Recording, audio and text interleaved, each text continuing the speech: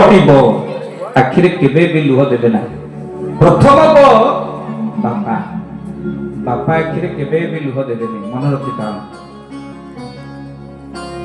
ମା କଥା ତ ଆମେ ମାନେ ଶୁଣିବା, ହେଲେ ବାପା, ମା ହଉଛି ସେଇ ଯେ 10 ମାସ ପିଲାର ବୋଝକୁ ଗର୍ଭରେ ଧରେ।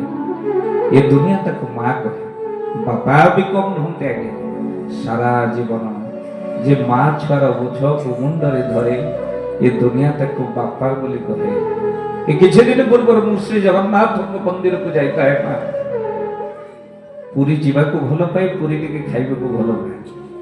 ଆଉ ମା ପୁରୀରେ ଦେଖିଲି ଜଣେ ବାପା ତା ପୁଅକୁ କାନ୍ଧରେ ବସେଇ କହୁଛି ଜଗନ୍ନାଥଙ୍କୁ ଦର୍ଶନ କରୁଛି, ଦେଖ ପୁଅ ହାତ ଯୋଡ଼। ସେ ପୁଅ ଦେହରେ ହାତ ମାରିଲେ। ମା କାଖେଇଲା ବେଳେ ବାପା କାହିଁ କାନ୍ଧରେ ବସନ୍ତି ଜାଣିଛନ୍ତି? ମା କହେ ଧନରେ ମତେ ଯୋଉ ପର୍ଯ୍ୟନ୍ତ ଦେଖାଯାଉଛି ମୋ କାଖରେ ଥାଇ ତୁ ସେଇ ପର୍ଯ୍ୟନ୍ତ ଦେ। ହେଲେ ବାପା କହନ୍ତି ଧନରେ ମତେ ଯୋଉ ପର୍ଯ୍ୟନ୍ତ ଦେଖାଯାଉନି ତୁ ମୋ କାନ୍ଧରେ ବସି ସେ ପର୍ଯ୍ୟନ୍ତ ଦେଖ। ଆନନ୍ଦେ କବା ମା ହଉଛି ସେଇ ମା